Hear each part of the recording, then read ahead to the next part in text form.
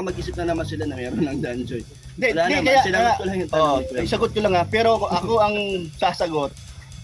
Halimbawa lang to ha, mga kalingap. O, kalingap Rob, nandiyan ka. Kung ikaw nandiyan, panoorin mo ang sasabihin ko, pakinggan mo ang sasabihin ko. Ako na mismo magsasabi, huwag na si Kalingap Dan, no? Ito ha. Kasi siyempre siya naipit eh. Tandaan nyo to ha, kung sakali lang ha, ma-stop, ayaw na, ganito ganyan, ang ating paboritong pinapanood natin, nasa iri pa, at nasa iri pa nga, gusto agad-agad, Danjoy. Op, kung gusto man maging Danjoy, walang Danjoy. Bakit? Rob, wag mong ituloy ang Danjoy. Kahit milyon pa ang views. Bakit? Insulto yan sa mga nagmamahal sa Dandit at lalo na kay Midit. Wag na wag mong ituloy ang Danjoy. Okay? Yun lang po.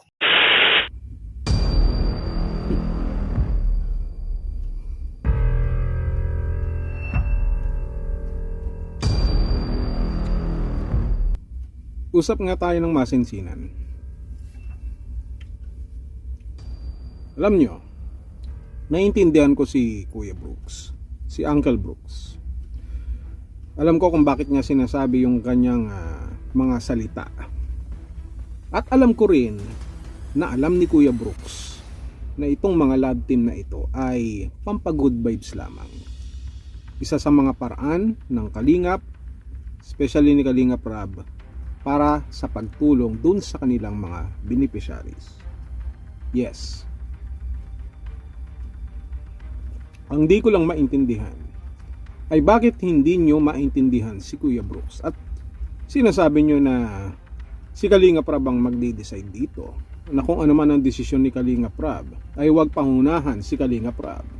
Ito ay hindi seryoso, scripted lamang. Yes, naiintindihan natin lahat yan. Ako mismo at mas lalong sila Kuya Brooks, naiintindihan lahat yan. Gusto ko lang ipaliwanag din naman sa inyo, no? Kung bakit nasabi yon ni Uncle Brooks, ni Kuya Brooks. Kung bakit ganun na lamang ang kanyang reaksyon. Na kahit ako man ay agree na hindi dapat masyadong siniseryoso. Pero sa isang banda, mayroon tayong dapat seryosohin na mga bagay para maiwasan yung mga ganitong klaseng conflicts, yung mga hindi pagkakaintindihan, maiwasan yung makapanakit tayo ng damdamin ng iba dahil sa hindi tayo naging sensitive. Diba? Dahil lamang sa hindi tayo naging sensitive. Huwag kayong mag-alala, hindi naman ako lasing. Ang totoo niyan, gusto kong magsimula sa basics. Ang mga love team na ito ay hindi basta ginawa para pang display lamang. Kahit sabihin pa natin na ang layunin nito ay pampagood vibes, a form of entertainment na hindi dapat seryosohin. Pero the fact na ikaw ay naglalagay ng love team, you are creating a story of two people na nagmamahalan, na may pagtitinginan sa isa't isa at pinapakita mo ang kanilang istorya. Hindi maiiwasan na magustuhan ng mga tagapanood. Hindi maiiwasan na ito ay maging bahagi na ng buhay ng mga nakakapanood.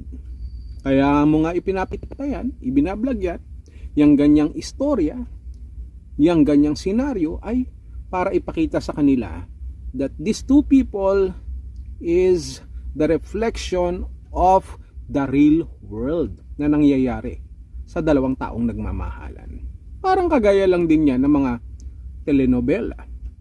telenovela, mga pelikula na napapanood natin na tayo ay nagiging in love, na nagugustuhan natin yung mga karakter, yung mga bida.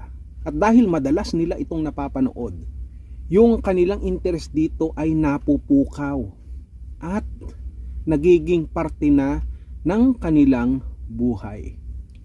Look at Rochelle. Look at before Edrain. Hindi ba maraming affected? Marami ang talaga namang masasabi nating nasaktan nang nagkahiwalay si Edo at si Reyna. Although alam nila that this is scripted, no? Doon sa ibang lab team, maliban dito, no, na nagkatuluyan sila Ruel at si Rachel nga, ay alam natin na ito ay pang-entertainment lamang. But hindi maiiwasan na seryosohin ng iba. Hindi naman ibig sabihin na talagang totally seryosohin, pero magustuhan ng iba. No? Parang ganito lang naman yan eh. May mga hinahain ka sa kanila, no?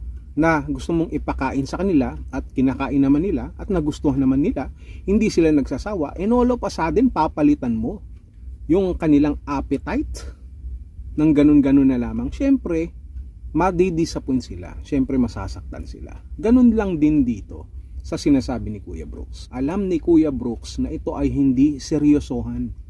Pero ang pinag-uusapan dito, you already planted an emotion, planted a bonding ng dalawang taong nagmamahalan na kasama mismo yung nanonood, sapagkat sila man mismo, yung mga nanonood, ay nakaka-relate doon sa mga bida na nagmamahalan, sapagkat sila man din ay tao lamang at ito ay naranasan din naman nila sa kanilang mga buhay at ito ay nararanasan din naman ng mga tao sa totoong buhay.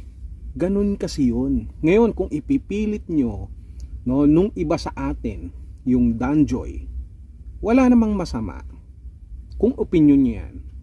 Ang magiging masama lamang dito is yung timing. Wrong timing. Ibig sabihin kasi nga, nandiyan pa ang dandit eh. Pero kahit sabihin natin wala na ang dandit, kung pag-uusapan ang salitang respeto, kahit sabihin pa natin scripted yan, pag-uusapan yung salitang respeto, hindi ito nakakulong lamang doon sa tinatawag po nating paraan ng pagcha-charity, ng pagbibigay ng entertainment. Kung hindi, ganun din naman that we need to consider those people na minahal ang tambalan ng dandit. Respeto ang tawag doon. Ngayon, naniniwala naman ako, kagaya ng sinasabi ni Kalingap Dan, na Kalingap Rob knows best. Alam niya ang kanyang gagawin. Hindi niya hahayaan na masaktan yung ibang tao. Hindi niya hahayaan na makaramdam kayo na pinaglalaruan lamang ang inyong emosyon. Sapagkat alam ni Kalingap Rob kung ano ang tama sa mali. At kung ako naman ang masusunod, sabihin na natin wala nang dandit, hindi ko rin naman gagawin yung Danjoy. Bakit? Kahit posible. Pero kapag alam natin na mayroon ng mga tao din naman na mga supporters pa ng dandit, kahit mawala ang dandit, hindi ko ipagpapatuloy yaang Danjoy. Sapagkat ang tunay na pagbibigay ng kasiyahan,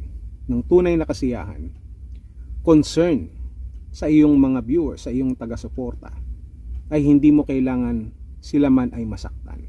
Mas maganda pa na wala kang piliin sa magkabilang panig para walang naaagrabyado, walang nasasaktan, walang umiiyak, walang naha-high blood.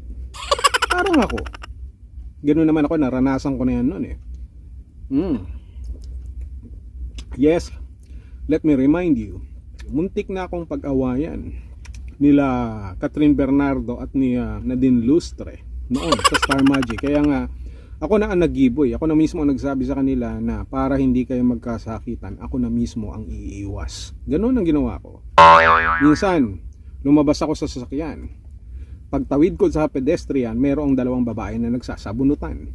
Tinanong ko ang traffic enforcer, ano ang problema ng dalawa?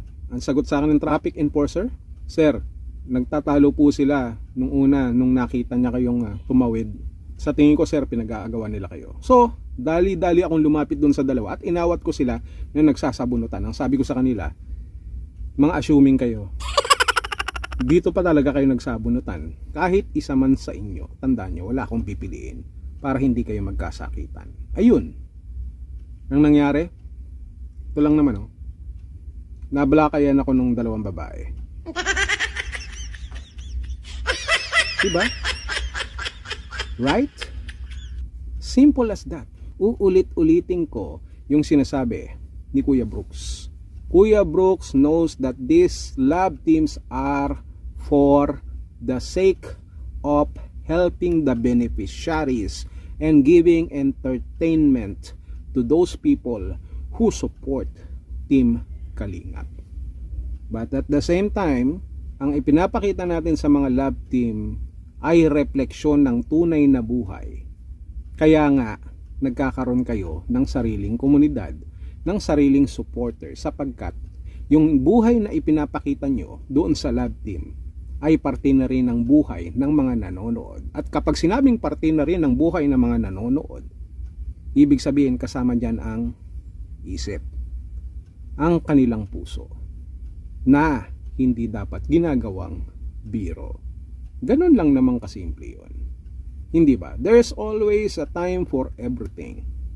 At habang inihintay natin yung time na yan, respeto ang dapat muna nating pairalin. And we believe, we trust in Kalingap Rab that He would do everything para hindi magkaroon ng mga conflict at hindi magkaroon ng division, hindi magkaroon ng pag-aaway-away sa bawat panig. Yun lang naman yun. Di ba, Kuya Brooks?